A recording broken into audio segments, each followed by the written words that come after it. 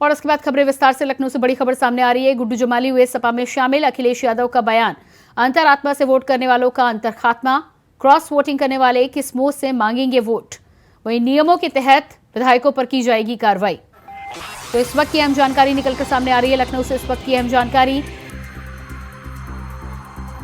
उत्तर प्रदेश के कद्दावर नेता गुड्डू जमाली हुए समाजवादी पार्टी में शामिल। गुड्डू जमाली समाजवादी पार्टी में शामिल। अंतरात्मा से वोट करने वालों का अंतर खात्मा। अखिलेश यादव का बयान, क्रॉस वोटिंग करने वाले किस मुंह से मांगेंगे वोट, क्रॉस वोटिंग करने वाले किस मुंह से मांगेंगे वोट। गुड्डू जमाली हुए सपा में शामिल। गुड्डू जमाली हुए सपा में शामिल। अखिलेश यादव का आया बयान, नियमों के तहत विधायकों पर की जाएगी कार्रवाई।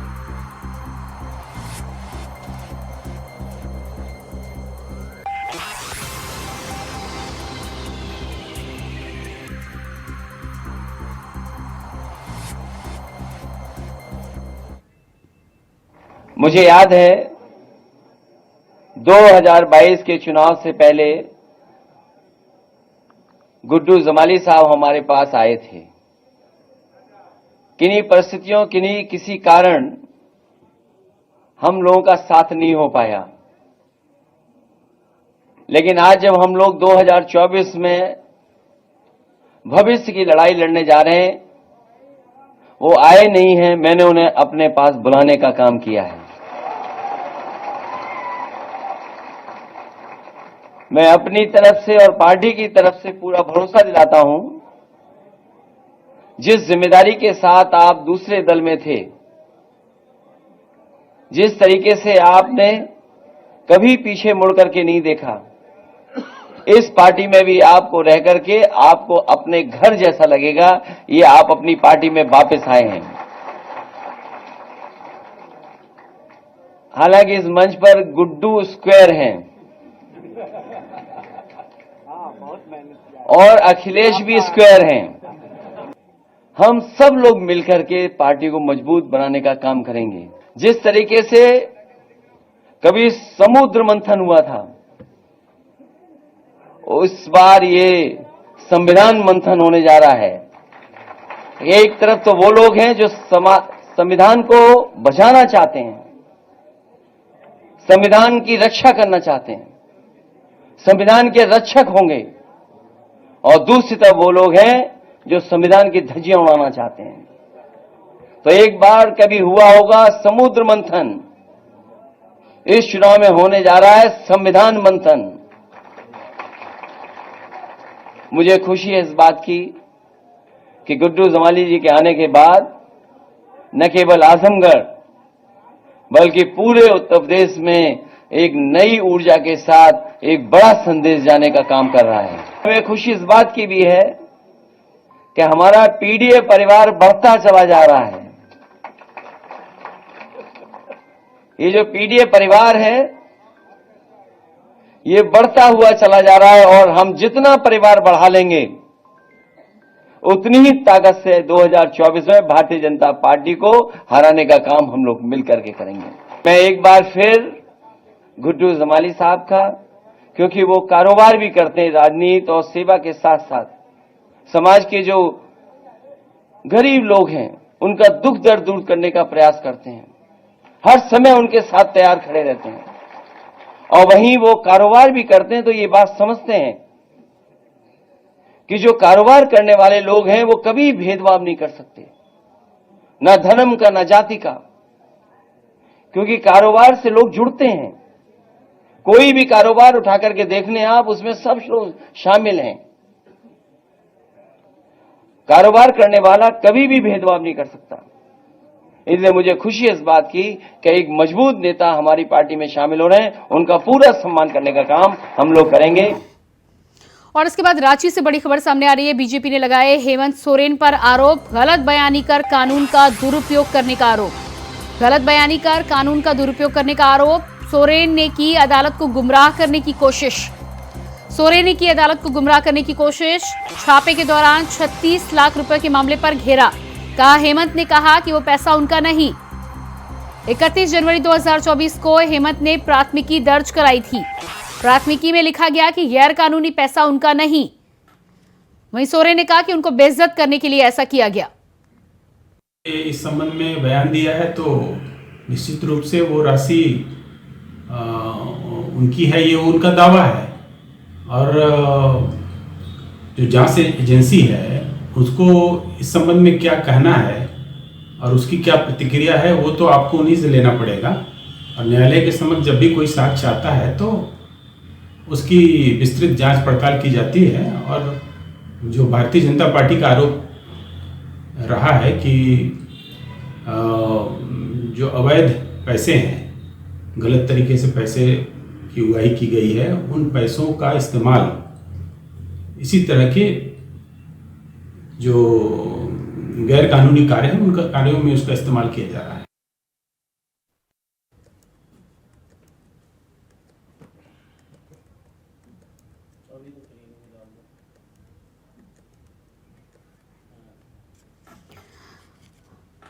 तो भारतीय जनता पार्टी ने झारखंड के पूर्व सीएम हेमंत सोरेन पर गुमराह करने के आरोप लगाए हैं। बीजेपी ने लगाए हेमंत सोरेन पर आरोप बेइज्जत करने के लिए ऐसा किया गया। सोरेन ने ST/SC एक्ट के तहत फर्जी मुकदमा भी दर्ज कराया है। बुलेटिन में फिलहाल रुकते हैं एक छोटे से ब्रेक के लिए, फौरन वापस लौटते हैं। ब्रेक के बाद बात करेंगे अगली खबर की। शिमला से बड़ी खबर सामने आ रही है। हिमाचल प्रदेश के सीएम ने कहा, मैंने इस्तीफा नहीं दिया, पूरे 5 साल सरकार चलेगी। सीएम सुक्खू का यह बयान सामने आया है। कांग्रेस की सरकार 5 साल चलेगी। सीएम सुक्खू, हमारे पास बहुमत है। बीजेपी से कई एमएलए हमारे संपर्क में, ये लोग प्रोपेगेंडा फैला रहे हैं, वहीं हर चुनौती का सामना करने को तैयार। तो सीएम सुक्खू का यह बयान सामने आया है। शिमला से इस वक्त की अहम जानकारी। राज्यसभा की वोटिंग के बाद में हिमाचल प्रदेश से खबरें आ रही थी कि सीएम सुक्खू ने इस्तीफा दिया, जिसको लेकर अब उन्होंने अपना स्टैंड क्लियर किया है। उनका बयान सामने आया है, हर चुनौती का सामना करने के लिए तैयार। सरकार पूरे 5 साल चलेगी। कोई राज्यसभा के वोट के बाद जो हमारी अभी परिस्थितियां है वहाँ हमारी मेजॉरिटी है। और ये भी ना सोचे, कुछ उनके साथ के विधायक भी हमारे संपर्क में हैं। तो निश्चित तौर पर मैं ये दावे के साथ कह सकता हूँ कि भारतीय जनता पार्टी जो ड्रामा करना चाह रही है कर रही है, और उस ड्रामे को वो अच्छा निभा रही है और अच्छे कला। ये मुझे समझ नहीं आया, मेरे को तो अभी फोन आया क्योंकि मैं तो विधानसभा की कार्रवाई बैठा हुआ था ऊपर स्पीकर के कमरे में, और 1.5-2 महीने से ये 1.5-2 घंटे से ये न्यूज चल रही कि मुख्यमंत्री जी ने इस्तीफा दे दिया। वो भी जब विपक्ष के नेता ने मेरे पास वहाँ जो हमारे विधायक थे, कांग्रेस के विधायक बैठे हुए थे, उनके पास आके कहा पूर्व मुख्यमंत्री जयराम ठाकुर जी ने कि मुख्यमंत्री ने इस्तीफा दे दिया, तब मैंने स्पष्टीकरण देना शुरू किया कि मैंने कहा हम योद्धा है, युद्ध की तरह लड़ाई लड़ते हैं और ये लड़ाई युद्ध की तरह लड़ रहे हैं, हर चुनौती का सामना करते हैं और हम जीतेंगे निश्चित तौर पर। मैंने कोई इस्तीफा नहीं दिया है, कांग्रेस पार्टी की सरकार 5 साल चलेगी। हिमाचल प्रदेश में सुक्खू सरकार के मंत्री विक्रमादित्य सिंह ने मंत्री पद से इस्तीफा दे दिया। उन्होंने कहा कि जनता के प्रति मेरी जवाबदेही है। विक्रमादित्य सिंह ने कहा कि मुझे दुख है कि मुझे एक मंत्री के तौर पर अपमानित करने का काम किया गया। जिस तरह के संदेश विभाग में भेजे जाते हैं, हमें कमजोर करने की कोशिश की जाती है। विधायकों की आवाज को दबाने की कोशिश की गई है। आज उसका परिणाम है कि हम इस कगार के ऊपर जो है वो खड़े हुए हैं। हिमाचल प्रदेश के 70 लाख अवाम ने जो सरकार को चुना है और सरकार को चुनने के बाद मैंडेट कांग्रेस पार्टी को दिया है, उसके बाद इस तरीके के घटनाक्रम होना ये एक चिंता का विषय है। वर्तमान परिस्थिति में मेरा इस सरकार में बने रहना ठीक नहीं है, इसलिए आज मैंने ये निर्णय लिया है that I am resigning from the council of ministers. मैं इस सरकार से एक मंत्री के रूप में इस्तीफा दे रहा हूं जो मैंने निर्णय लिया है। जिस व्यक्ति 6 बार जो हिमाचल प्रदेश का मुख्यमंत्री रहा, 6 बार जिसने ये सरकार बनाई, जिसकी वजह से ये सरकार बनी प्रदेश के अंदर, उसकी मूर्ति लगाने के लिए 2 गज जमीन इनको माल रोड के ऊपर नहीं मिली। This is what respect this government has shown to my late father. इस तरीके की जो चीज हुई है, हम इमोशनल लोग हैं, इमोशनल। पद से हमें कोई लेना देना नहीं है। हमको ये कोई लेना देना नहीं है कि सरकार रहती है कि नहीं रहती है, हम पद पे रहते हैं कि नहीं रहते हैं, मगर एक रिगार्ड, एक रिस्पेक्ट जो होनी चाहिए थी। बारी बारी बोलने के बावजूद जो चीज ये नहीं कर सके, ये बहुत दुर्भाग्यपूर्ण है। और इसके बाद बात करेंगे अगली खबर की। हमीरपुर के मोदहा कोतवाली कस्बे से मामला सामने आया है, जहां अनियंत्रित डीसीएम ने सड़क पर कोहराम मचा दिया। बता दें कि डीसीएम ने मां बेटे को जोरदार टक्कर मार दी, साथ ही सड़क किनारे लगी दुकानों से जा टकराया, जिसके बाद राहगीरों ने डीसीएम चालक को पकड़कर पुलिस के हवाले कर दिया।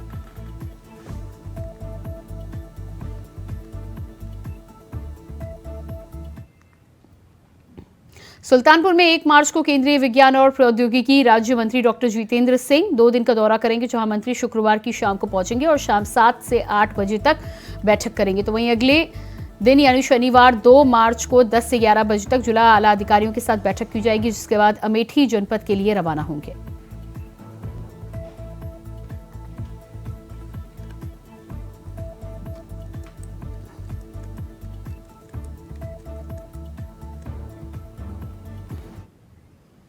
और इसी बीच लखनऊ से बड़ी खबर सामने आ रही है। अवैध खनन केस से जुड़ा मामला, सीबीआई ने अखिलेश यादव को भेजा समन। सीबीआई ने अखिलेश यादव को भेजा समन, बतौर गवाह भेजा अखिलेश को समन। लखनऊ से इस वक्त की अहम जानकारी, अवैध खनन केस से जुड़ा मामला, बतौर गवाह भेजा गया अखिलेश को समन। सीबीआई ने अखिलेश यादव को भेजा समन।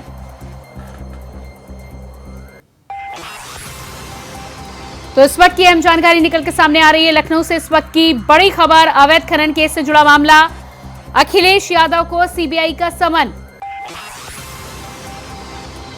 सीबीआई ने अखिलेश यादव को भेजा समन। केस से जुड़े गवाह के तौर पर अखिलेश को भेजा गया समन, बतौर गवाह भेजा गया अखिलेश को समन।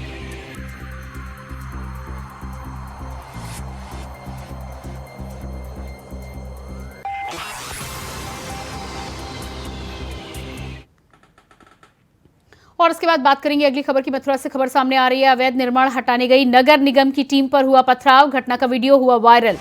नगर निगम टीम से हाथापाई भी की गई। लोगों के विरोध के बाद टीम को लौटना पड़ा वापस। लोगों के विरोध के बाद टीम को लौटना पड़ा वापस। मथुरा से इस वक्त की अहम जानकारी, तस्वीरें आप देख पा रहे हैं किस तरह से नगर निगम की टीम के साथ हाथापाई और पथराव किया गया है। अवैध निर्माण हटाने गई नगर निगम की टीम पर हुआ पथराव। लोगों के विरोध के बाद टीम को लौटना पड़ा वापस।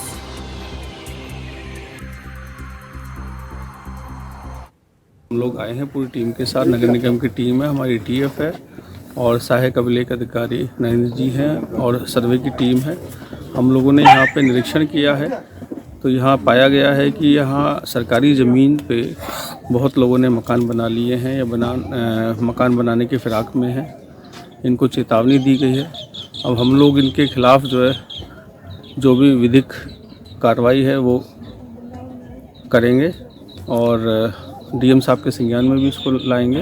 देखिए, शासन की मंशा वही है जो भूमाफिया टाइप के, उन्हें भूमाफिया के रूप में घोषित किया जाए, उनके खिलाफ एफआईआर हो और जो भी उन्होंने अवैध कब्जे किए गए हैं उसको ध्वस्त किया जाए। तो वही आगे हमारी रणनीति रहेगी और उसको भूमाफिया घोषित कराएंगे शासन के निर्देश के क्रम में, और जो भी उन्होंने अवैध कब्जा किया है या बनाया है उसको ध्वस्त करेंगे। खबर मिर्जापुर से है, जहां विंध्याचल रेलवे ट्रैक पर एक अज्ञात युवक का शव मिला है। बताया जा रहा है कि मादक पदार्थ के साथ रेलवे ट्रैक पर युवक का शव मिला है। वहीं परिवार वालों का आरोप है कि नशा खिलाकर युवक की हत्या करके रेलवे ट्रैक पर रखा गया है, जिसकी सूचना पुलिस को दे दी गई है। पुलिस ने कार्रवाई करने से मना कर दिया है।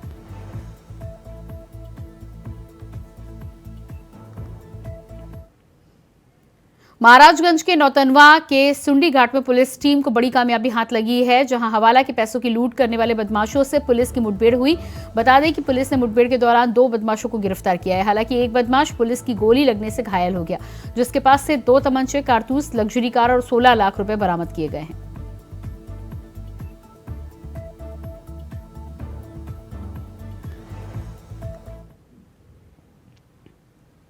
ग्रेटर नोएडा के शारदा गोलचक्र के पास चेकिंग कर रही पुलिस टीम और बदमाशों के बीच मुठभेड़ हुई है, जिसमें गोली लगने से एक बदमाश घायल हो गया, जबकि उसके साथी बदमाश को पुलिस ने कॉम्बिंग ऑपरेशन के बाद गिरफ्तार किया है। इन बदमाशों की कब्जे से पुलिस ने चोरी की टाटा सफारी गाड़ी, लोहे की शटरिंग तमंचा, कारतूस बरामद किए हैं। घायल बदमाश को इलाज के लिए अस्पताल में भर्ती कराया गया है और बदमाशों का आपराधिक इतिहास खंगालने में पुलिस जुट गई है।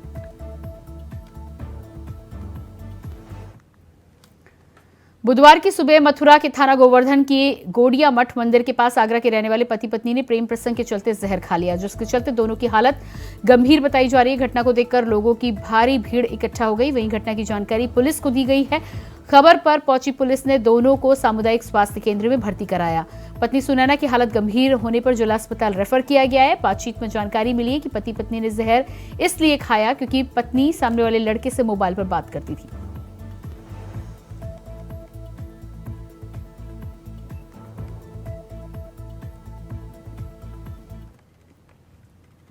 उत्तर प्रदेश के मुजफ्फरनगर में मंगलवार की रात उस समय सनसनी फैल गई जब गुटों की संघर्ष हो गया। इस दौरान दोनों तरफ से हुई फायरिंग में 2 लोगों की जहां मौत हो गई तो वहां 2 लोग गंभीर रूप से घायल हो गए। घटना की खबर पर एसएसपी मुजफ्फरनगर पुलिस फोर्स और फॉरेंसिक टीम के साथ तुरंत मौके पर पहुंचे, जिसके बाद घटनास्थल की बारीकी से जांच पड़ताल करते हुए शवों को पोस्टमार्टम के लिए भिजवाया गया।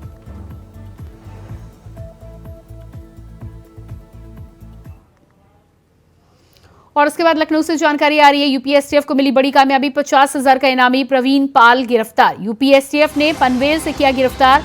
देवरिया में न्यायिक अभिरक्षा में हुआ था फरार। पनवेल रेलवे स्टेशन से नवी मुंबई से हुई गिरफ्तारी।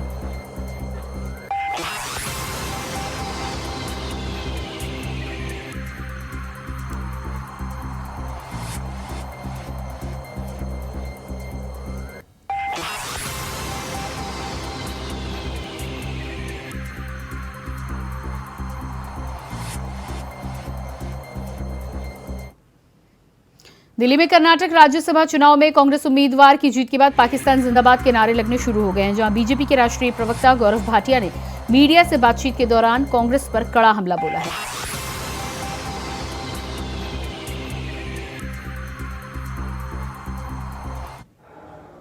पाकिस्तान है,